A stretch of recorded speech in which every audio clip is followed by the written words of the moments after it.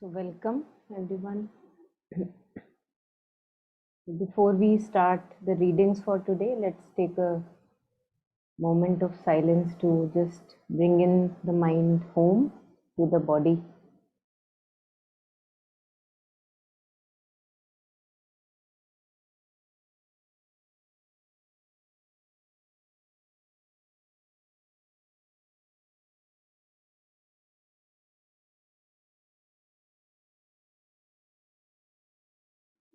Invoking Mother's and Sri Aurobindo's presence.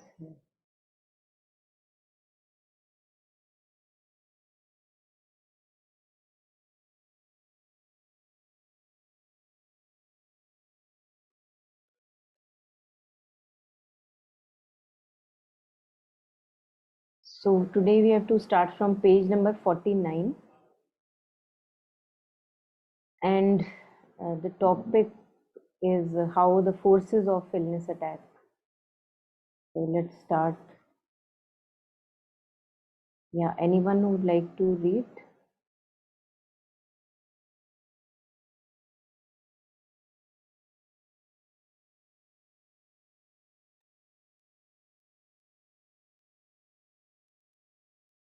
I'll start.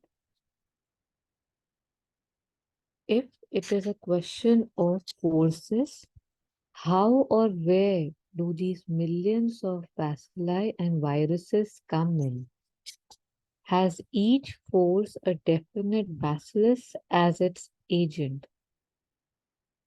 How do we pronounce it? Bacilli, right? Yeah, so when bacilli, it's plural and bacillus Yeah, is singular. Yes. singular. Okay. What is the difficulty? You are like the scientists who say or used to say there is no such thing as mind or thought independent of the physical brain. Mind and thought are only names for brain quiverings, or that there is no such thing as vital force, because all the movements of life depend upon chemicals, glands, and what not. These things and the germs are also only a minor physical instrumentation or something supra-physical. Should I stop here?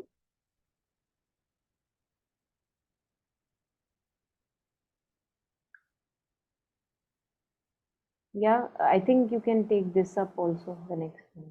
Yeah. Or do the forces diminish the general resistance of the body in an occult way, and germs, according to their individual characteristics, try to capture the body? They first weaken or break through the nervous envelope, the aura. If that is strong and whole, 1,000 million germs will not be able to do anything to you. The envelope pierced, they attack the subconscious mind in the body, sometimes also the vital mind or mind proper. Prepare the illness by fear or thought of illness.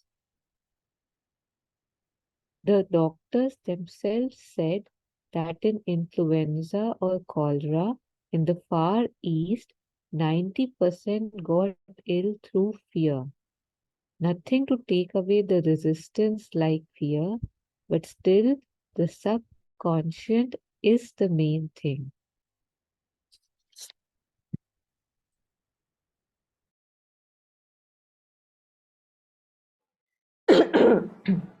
So many words for which I think we need to read more, understand more, look at ourselves more so that we understand the meanings of these words. Otherwise, we don't get the essence. For example, subconscious.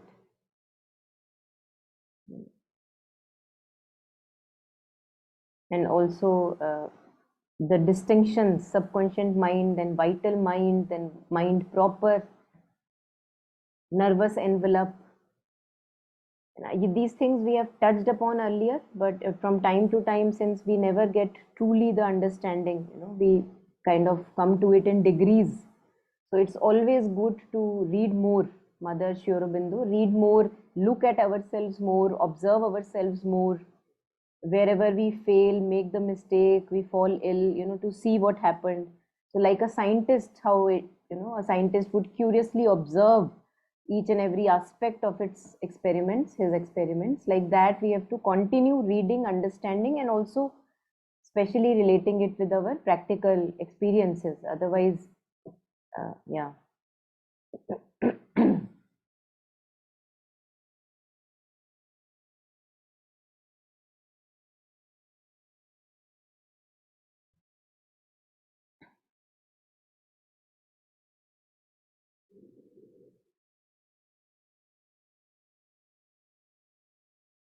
So this sentence here, hmm,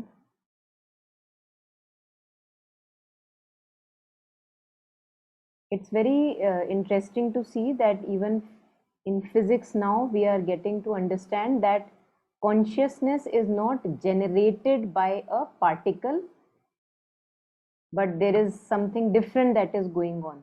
Earlier scientists were trying to find, they used to say, even now maybe, I don't know, God's particle, and as if they will find one particular particle in the physical consciousness that will be generating consciousness. So now we are understanding that that is not true, because you can continue to break these particles of our being. You can, for example, we say divine is infinite. It's very beautiful to see. And if you continue to break these particles and further break them, further break them, further break them, further break them, you see that you don't reach a dead end, that okay, now I can't break it anymore. So it's very interesting, because that's what the initial search through matter, through material, what scientists begin to start कि अच्छा देखते हैं कि what is the last particle we can get which is generating consciousness. लेकिन अब समझ में आ रहा है that that's not the deal, that something else is going on. So now we are slowly realizing that it is consciousness which comes first, which condenses itself and creates particles. तो उसको हम पकड़ नहीं पाएंगे, कि consciousness को पकड़ लिया, and that's why we can't grasp God. Mind cannot grasp God. Glimpses दिखते हैं, but the moment you begin to grasp it, it's gone. Something like that. So it's very interesting to see. So Mother is saying here, and again in our day-to-day things also, this has a very strong repercussion. That things that we consider finite, for example, people in our life, or things or whatever, that we consider finite, the moment we try to possess it and want to fulfill ourselves through it, we see that that is not a possibility. One can never, ever, ever possess something which is appearing finite. Why? Because that which is appearing finite is actually not finite. So one will never be able to grasp it and consume it and satisfy oneself forever. That would never happen. And that's why we say that nobody can ever find their contentment outside of themselves. That's why, because it lies within, and that is where we have to turn. So again, I feel that this is also related to what we were reading right now, that Mother is saying that you are like the scientists who say or used to say that there is no such thing as mind or thought independent of the physical brain, as if the brain is responsible for generating mind or thought. So here it appears to us that that's not the case. Brain is like a receiver. So imagine that signals are coming from outside and brain is receiving. So it's like that. And Sri Aurobindo's experience, where he experienced, when uh, Lele Maharaj told him to silence his brain and his mind completely. He said that I saw as if the thoughts were coming from outside.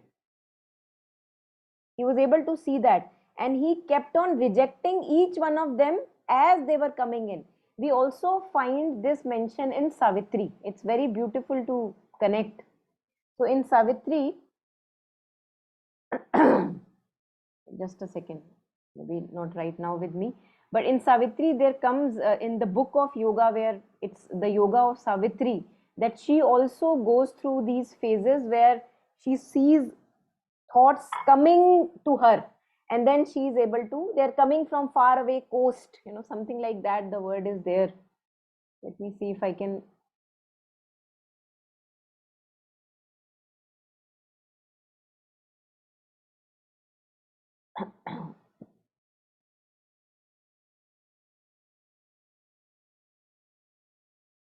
Yes, this one. So here, see in Savitri, Canto 6 hai ye. This is book of yoga. Savitri's yoga. So here we see she's undergoing many experiences, yogic experiences, and one of them is this. After a long vacant pause, no, not starting, not from here. Yeah, here.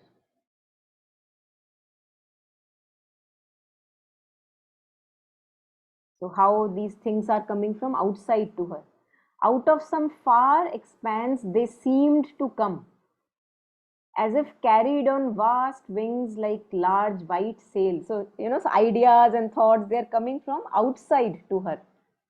And with easy access, reached the inner ear, as though they used a natural privileged right to the high royal entries of the soul. कि हमारा तो हक बनता है जी, कि आएंगे अंदर. As yet their path lay deep concealed in light.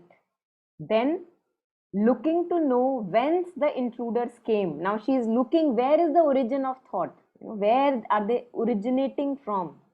Then, looking to know whence the intruders came, she saw a spiritual immensity pervading and encompassing the world space as ether, our transparent, tangible air, and through it sailing tranquilly a thought.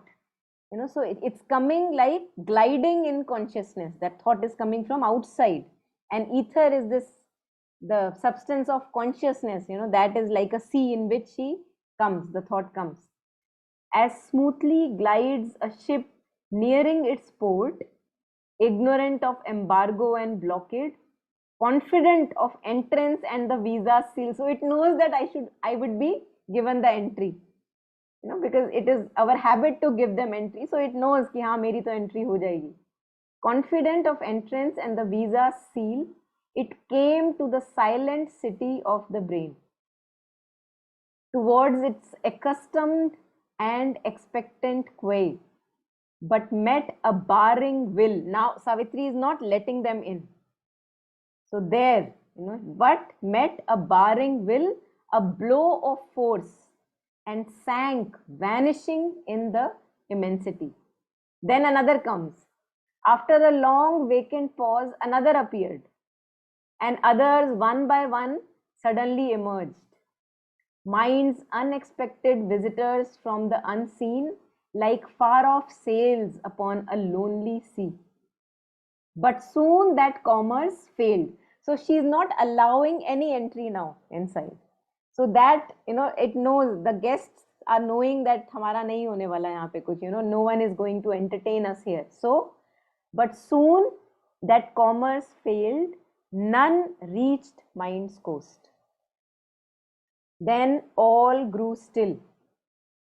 Nothing moved anymore. Immobile, self-wrapped, timeless, solitary. A silent spirit pervaded silent space. So this is relating with Sri Aurobindo's experience also of when he experienced that silence in the mind, because he was able to, and this is just one of the experience. It's not it, it grows, that experience grows further and it takes a different shape. So we have to, and that again, after these lines, it comes how these experiences grow further. But it is a necessary step for self mastery, this silencing of the mind.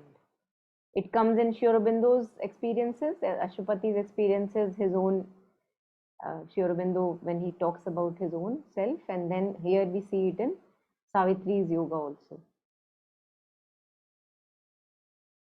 So we have to see for how long will we allow these visitors just to, barge in any time entry, like fear comes like that, negative thoughts, and even so-called what we say the rumination of things happening in our life. All of these are just, they know that we will be allowed.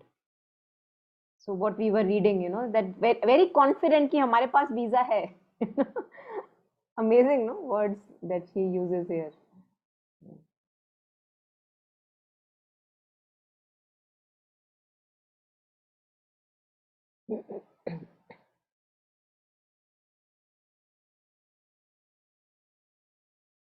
So they come from outside. Mind and thought are only names for brain quiverings. That is what scientists used to believe. But now it is breaking this belief. Or that there is no such thing as vital force because all the movements of life depends upon chemicals, glands, and whatnot. So basically, coming from matter side, we think that whatever matter is there, I can see, I can touch, that is what is generating everything. While here, coming from the spirit side, we see that it is the spirit which is intangible, which is responsible for all the physical manifestation that is there, right?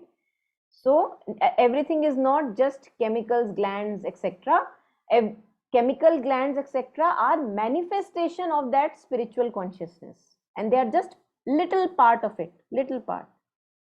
These things and the germs also are only a minor physical instrumentation for something supra-physical. So again, that which is beyond the physical, that which can't be seen, touched by usually our gross motor senses, that is condensing itself and making these things possible, like germs, bacteria, viruses.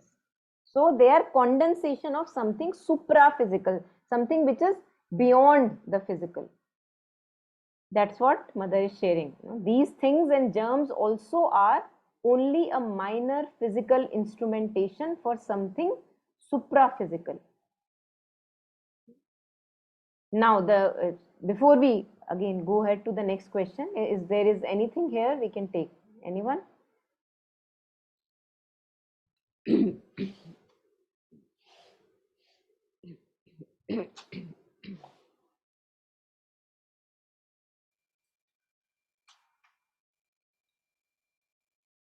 Couple of some days ago we were talking about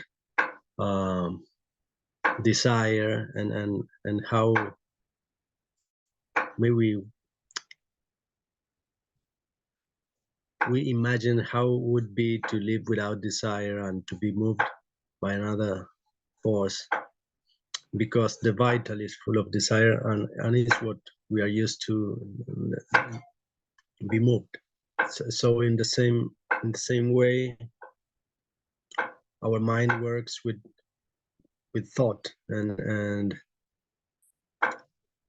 what sometimes I feel is there is a kind of uncertainty of, I don't know if to call it fear, but like what I'm going to do without thinking, when the thought is not there, how will I manage to do things? It's curious that the Mother and Sri Aurobindo say that the Mother says that anything that could be done by thought, it can be done better without it. It's interesting, but it's something that it's very foreign to our everyday. For it's different for all that we know. So it's sometimes I feel that kind of taboo, that kind of, am I allowed to be so silent? Will I be useful in some way? It's, I don't know. It's it led me to think some things. So.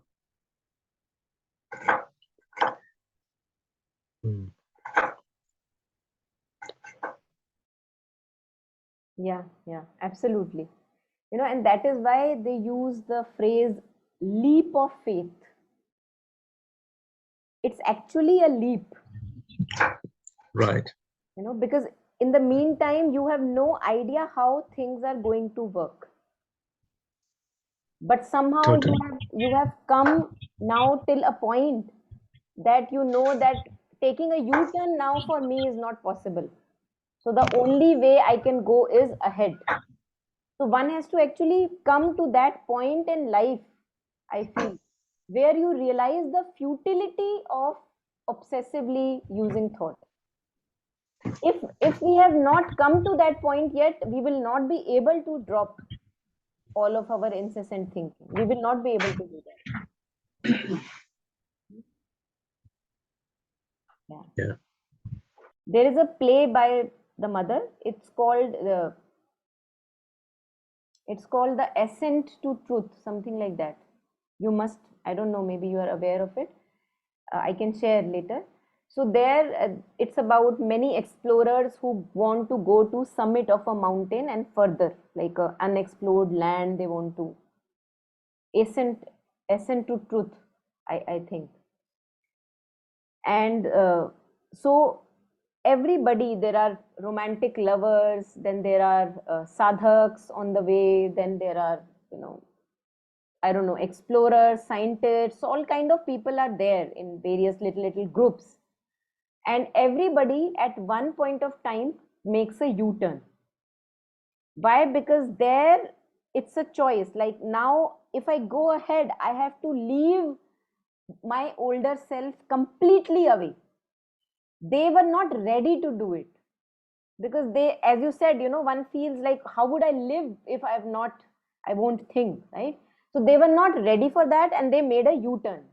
The only person or two people that went further ahead and the ultimately, to where they wanted to go, were two people together who were spiritual seekers, true seekers of truth. They were the ones, when they reached the top of that summit and they could not see any path in front of them, they said that we have reached this far. If some energy, some force have taken us this far, then we would have to trust further also, and we will have to make a jump. Maybe we get wings, maybe we enter a Shangri-La, who knows, So they were the ones who were able to leave all their preconceptions and older selves behind. It's a beautiful play. One must, go through it at least once. And there they make actually a leap of faith, where as if you are either dead or you are saved completely. But they knew that there is no point for them to make a U-turn. The older life is not possible now. So the only thing that they can do is go further. Whether they die or live, that's totally now immaterial. So that's what I think we have to do, that we have to reach that point in our life where the U-turn now is not possible. Being the older self is not possible. Then one is able to make that leap of faith, take the risk. Absolutely. Thank you. Yeah. I will read this. I don't remember if I read it. I'll share the PDF. Yes. Thank you. Yeah.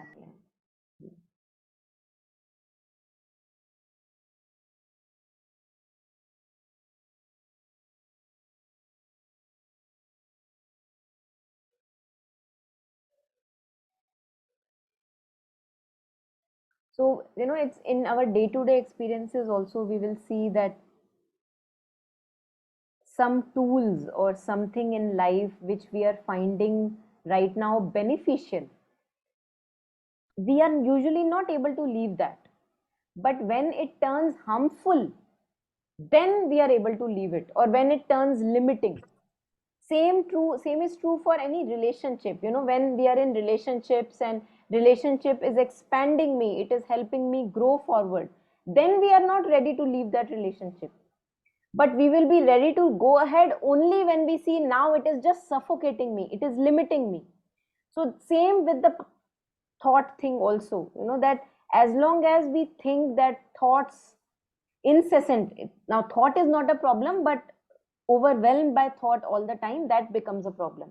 We can be master of our thought and use thought when necessary.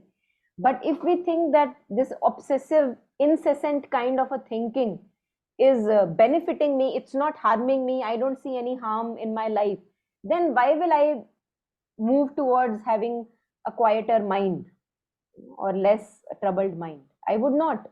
So that's why conviction is very important, and conviction comes through our life experiences when we begin to look at ourselves and quality of our lives, that where am I right now?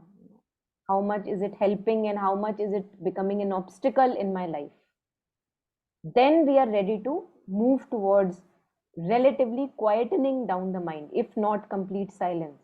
That you don't entertain just every other thought that comes to you, because you know now that it is coming from outside. Nothing inside is responsible for it. Outside it just comes and comes, and of course it comes according to my own natural impressions, the impressions that I have on my nature. That's what we call conditionings or sanskaras, the older patterns, right? Those kind of thoughts, like magnet, they are coming towards me, and I entertain them, and then I end up in trouble mostly. So if it is not a troublesome thing for me, then why would I drop it? Why would I aim for a quieter mind? We have to see. Yeah, anything more here, anyone?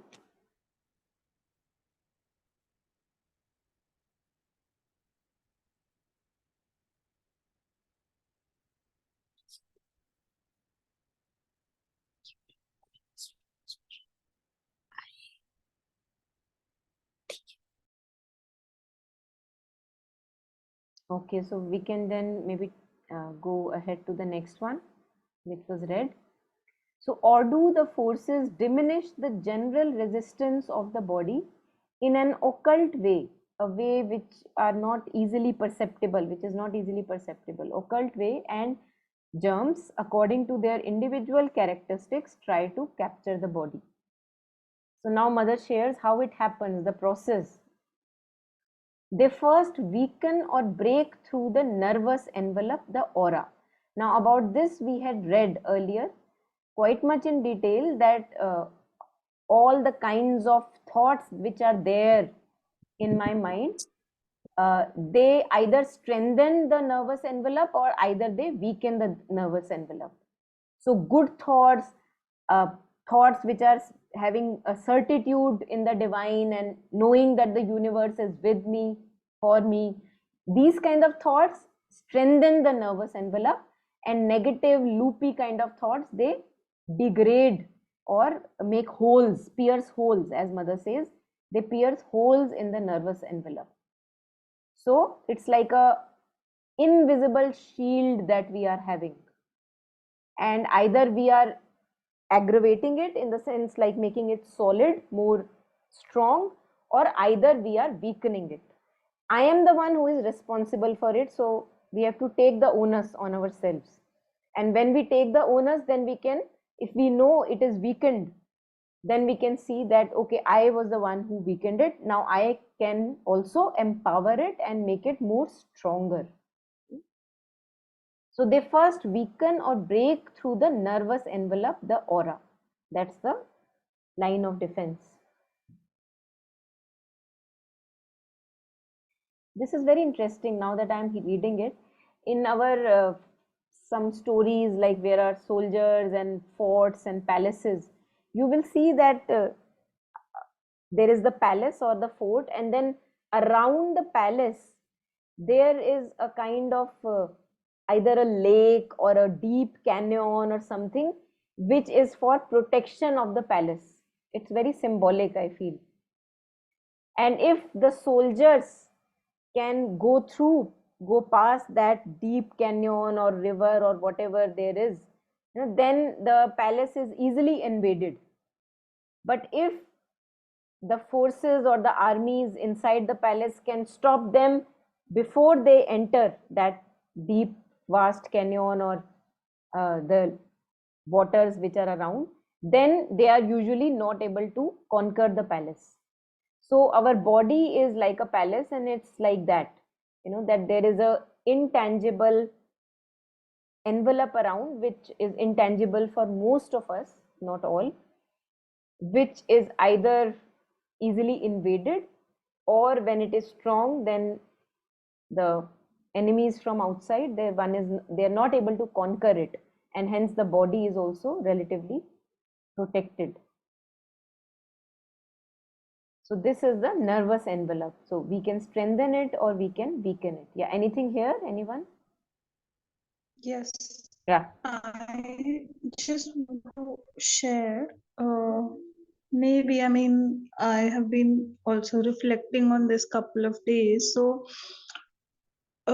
maybe it is that how they actually do that is that these thoughts, they are projected on you and they make you believe that you think is wrong.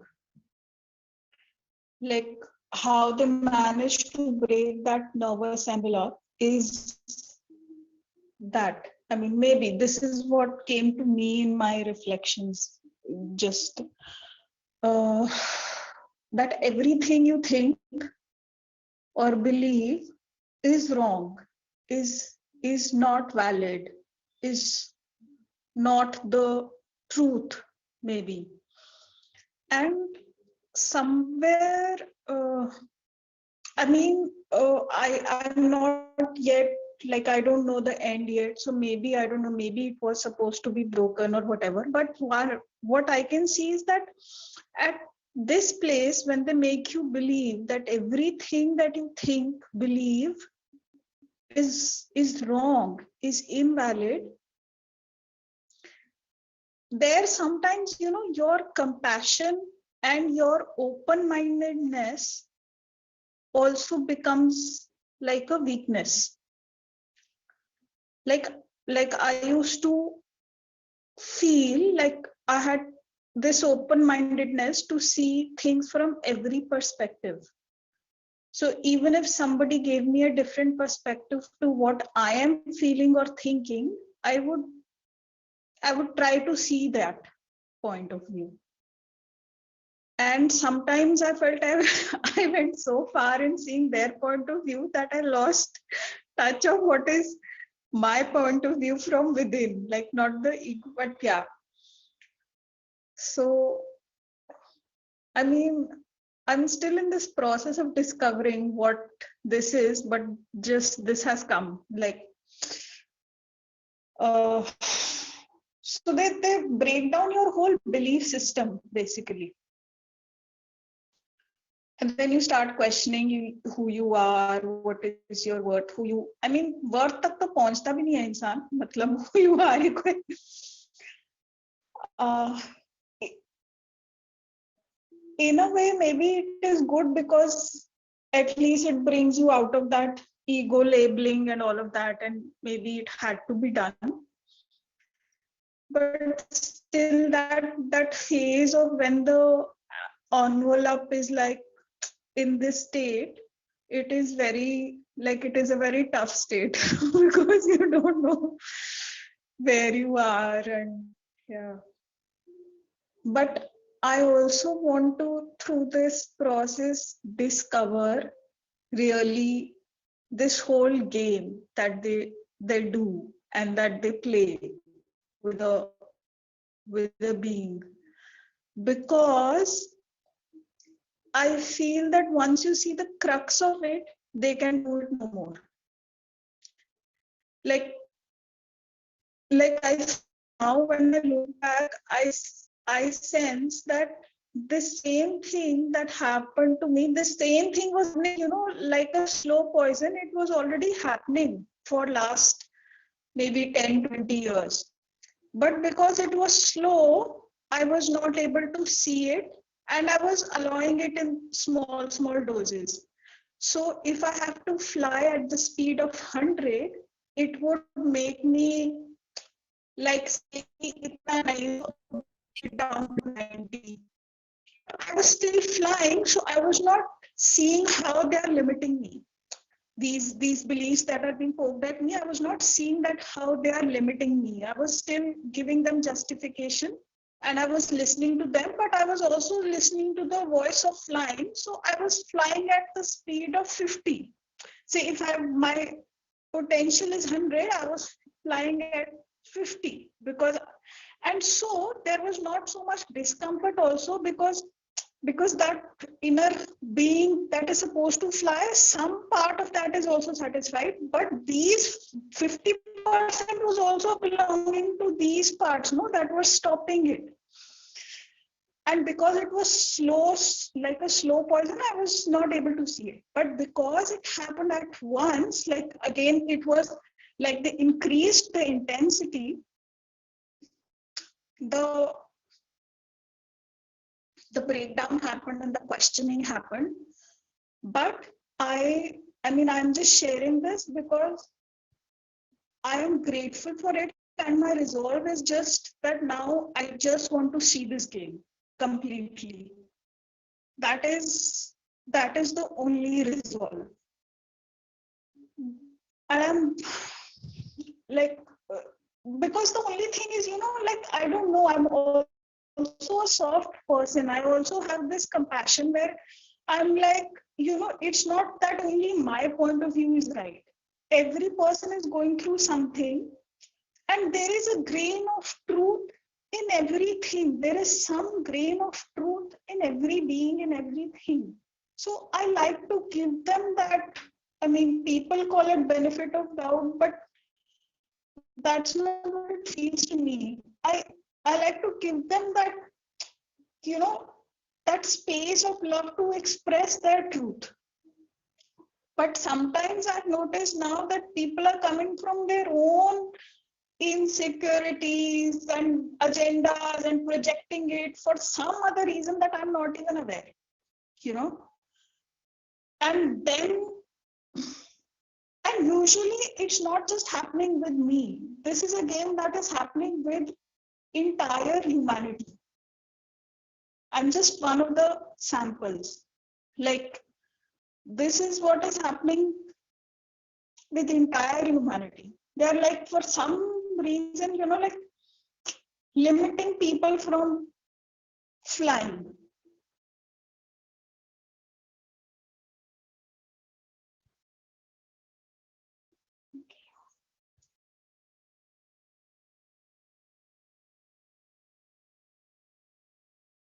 Yes. May the self-discovery continue. Again, as you said, that I want to know. So if you have the aspiration to know, I'm sure we can be sure that it will be shown one day. So, yes.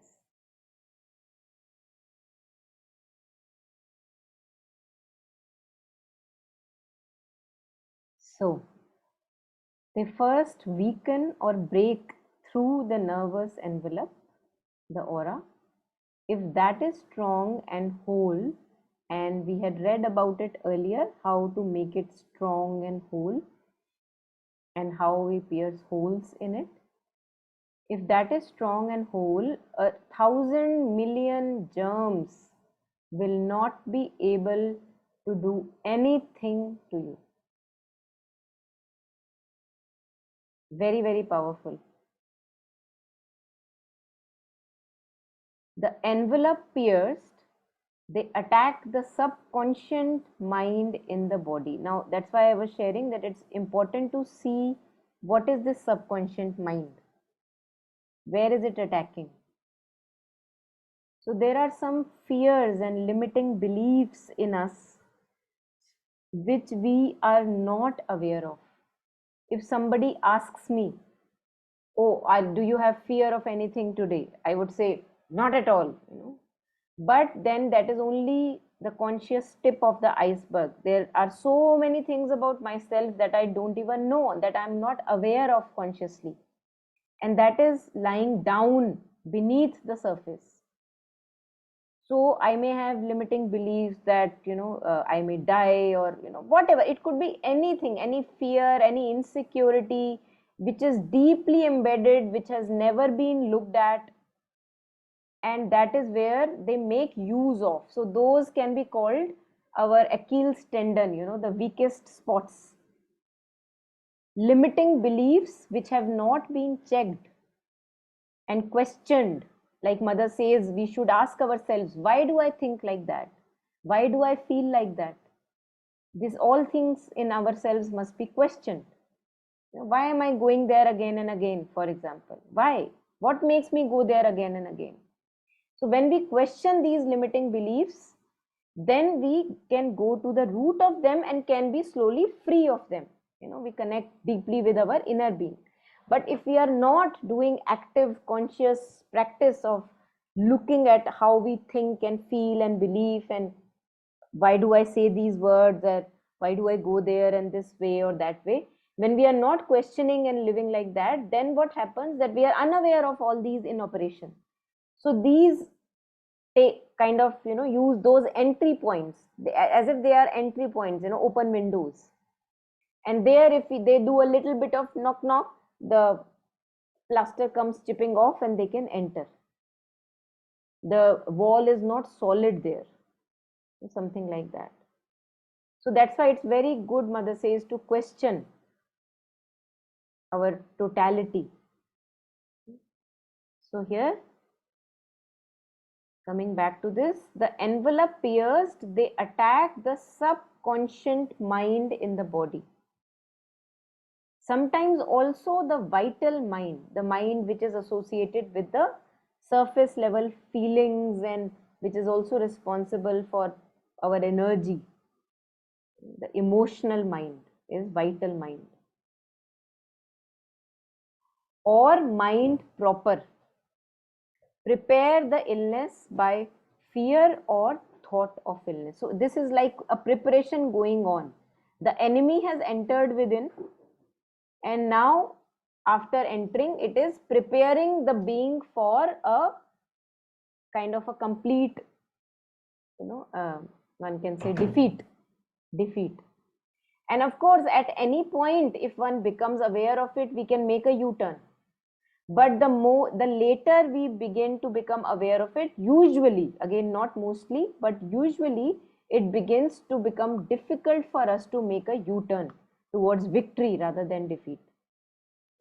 So if when the thought is entering, when I'm ruminating about fearful thoughts, insecurity in my life, fearful of some people in my life, or what will happen, or what, when I'm ruminating, and if I become conscious of these things at the earliest, that is where I can begin to transform into a positive certitude, remember the mother, and have a strong nervous envelope back again. Or if not, then I am in the middle of that dark cloud of monsoon or whatever.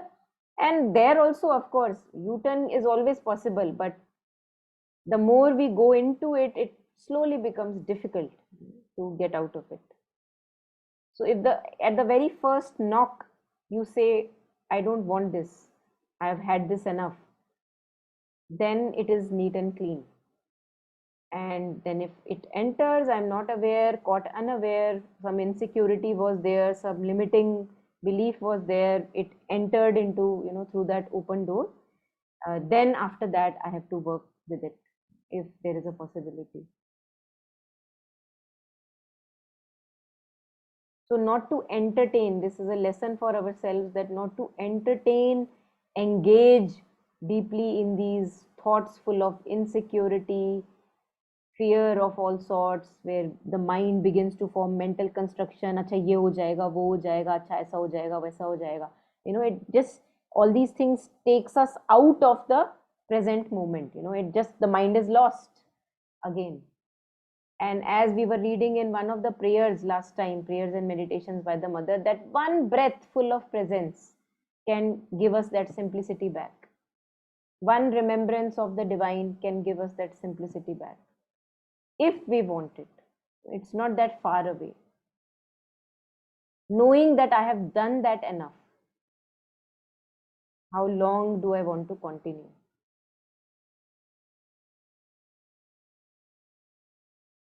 So they prepare the illness by fear or thought of illness. The doctors themselves said that in influenza or cholera in the Far East, 90% got ill through fear. Nothing to take away the resistance like fear. But still, the subconscious is the main thing. So fear weakens and dampens the energy, but the limiting beliefs that we have under the layer, which have never been checked, it's important that we question them and check them. That what is the basis of those beliefs that I am holding, and they are making me so suffocated and limited. So this we have to question in us. Yeah, anything here?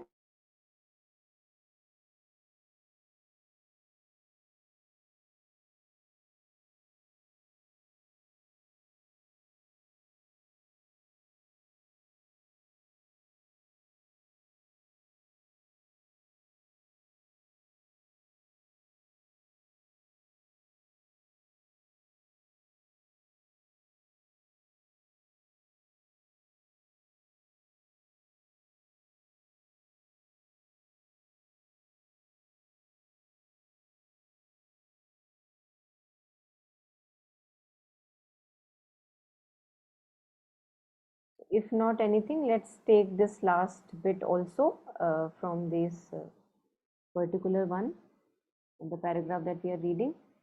But diseases like cholera, plague, etc. Anyone would like to read out this for us? Should I? Yes. But diseases like cholera, plague, etc. are supposed to break out by contamination. If the contrary force is strong in the body, one can move in the midst of plague and cholera and never get contaminated. There is a physical aspect to things, and there is an occult supraphysical aspect. One need not get in the way of the other. All physical things are the expression of the supraphysical.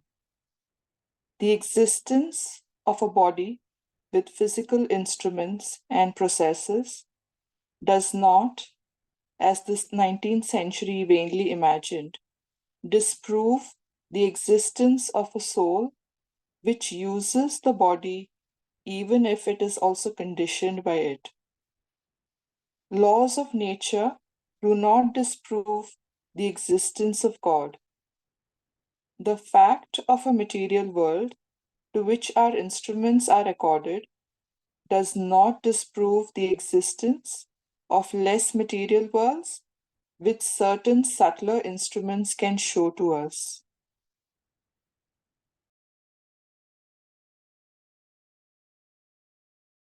Yeah, thank you. So, yeah, if anyone has any thought here or reflection, please feel free.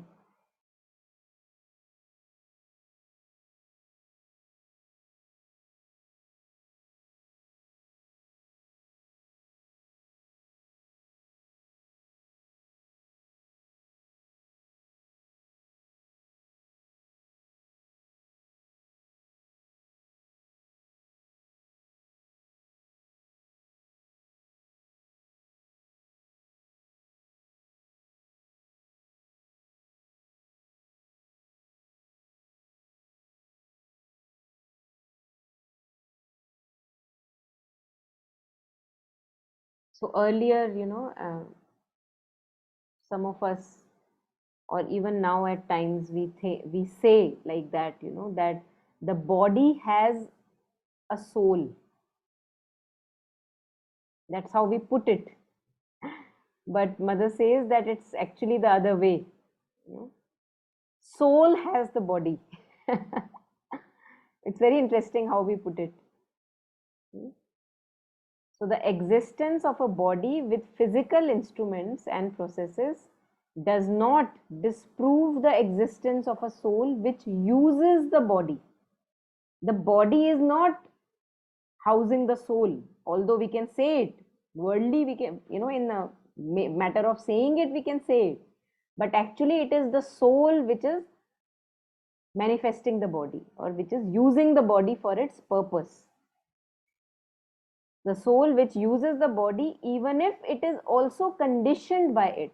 So we see that right now, all of us, we struggle from this curtain that comes in front of us, which we are trying to get rid of.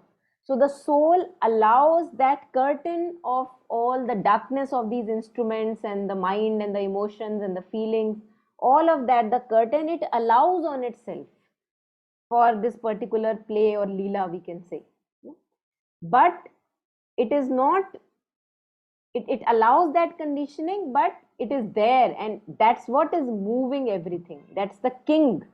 It is not at the mercy of the body.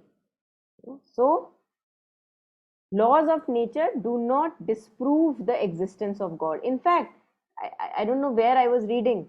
Somewhere it was written, I think maybe Sri Aurobindo himself, he said that if the design of the nature is so intricate that at every moment we see that, oh, a particular series of laws is operating. In physics we have laws, in chemistry we have laws, mathematics, everywhere we have laws according to which things are functioning in this material universe.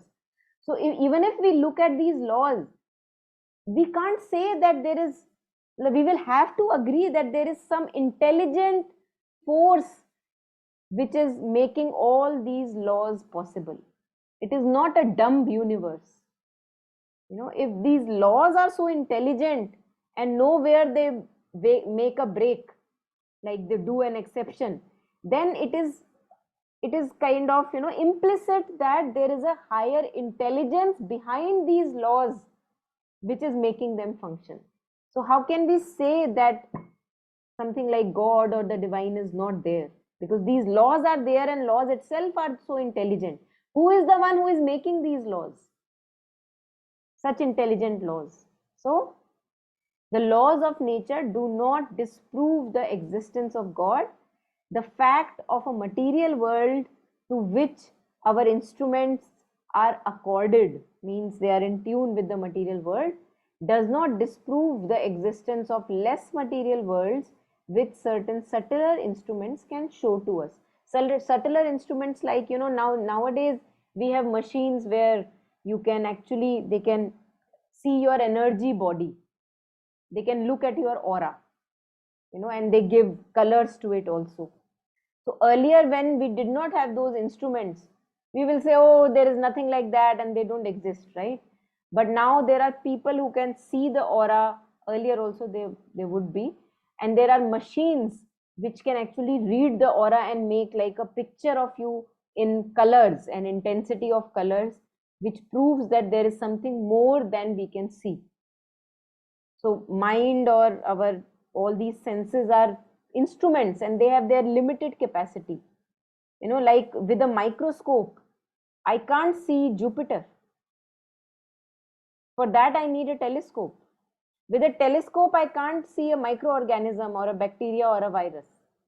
So mind, thought, feeling, body, all these are instruments, and they have their very limited capacity. And it cannot be that whatever they can see, that's the absolute truth. There is something far more which is there. And we have living examples of this. There are people right now living around us, amongst us, who have special senses, subtler senses, and they can see what we cannot see. So how can we disprove the existence just because my telescope cannot see a microorganism? That does not prove that the microorganism is not there.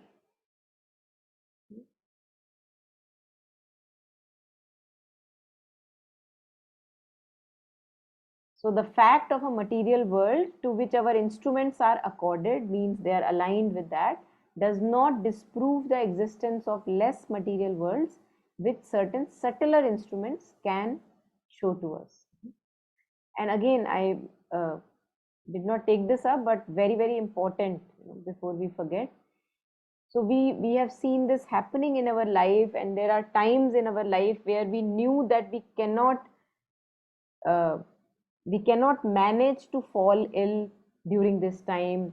Child is not well, you may be having a little bit of headache or whatever, but you have certain conviction in you which does not allow you to fall ill during that time where you have to take care of the child, for example. You may fall ill later on, because then you may say that, okay, now the cloud is over and now I can relax a little, you know but there is a force in us, and if that is strong, then mother says that we can move in the middle of contagious diseases and nothing is going to happen to us. So somewhere I am the one who is weakening my defenses and allowing the external to affect me completely.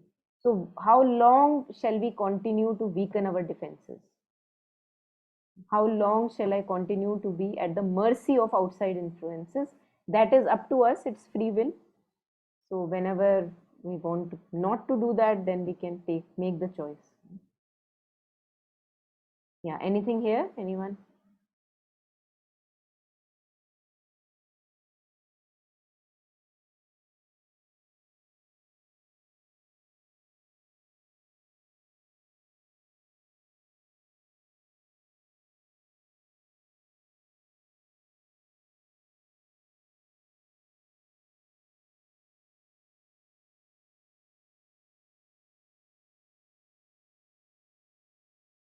So this is very good practice for us, because next time we are going to fall in the slippery slope of fear. Somebody has caught some disease, or somebody is not well, not to let ourselves be influenced by these forces, and to continue doing what is right and beneficial in that moment, rather than letting us totally at the mercy of outside influences. We are much, much powerful and greater than what we imagine ourselves to be. But it's just a matter of reclaiming that power back. And when we are more and more with the divine presence within, it becomes much more easier, and it becomes, like one can say, also usual for us to stay in that solidity of nervous envelope, because there is nothing else more important outside to which you give so much of importance. You are still continuing with all the worldly affairs, of course, we have to live here, but it is not that you are at the mercy of those influences. So we must make our relationship with the immanent divine, the divine present with us all the time, so strong and so solid. Make that relationship so beautiful that we can continue being also healthy and also serving in whatever little way one can serve the world. One should serve. Each one of us will have our unique way of serving. So to always remaining healthy as much as possible, and even if an illness comes, to ward it off immediately with mother's force, invoking their presence. And then the body doesn't need to be ill. It doesn't need to be sick from time to time, which right now feels like a norm to me. We don't need to live like that, because this is the body which slowly has to turn divine and supramental. Not this, I mean, the body, it would be a new body, but the changes have to come right away. Right away the changes have to come. So we have to intensify the force within. And the more we stay with positive thoughts, with thoughts turned, feeling and turned, thoughts and feelings and everything turned towards the divine, the more we strengthen our immune system. So let us all practice it. And as mother says, read little but practice more.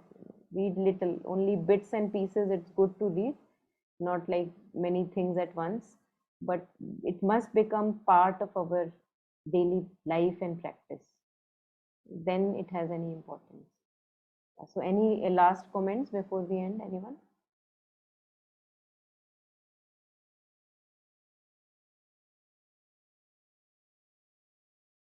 Okay, then let's take a last moment of silence to share and dedicate all the merit that we may have collected to, through collective reflection, reading, understanding, clarity, sharing it with all the sentient beings near and far. May everyone be able to live their true purpose in their lives, each one of us.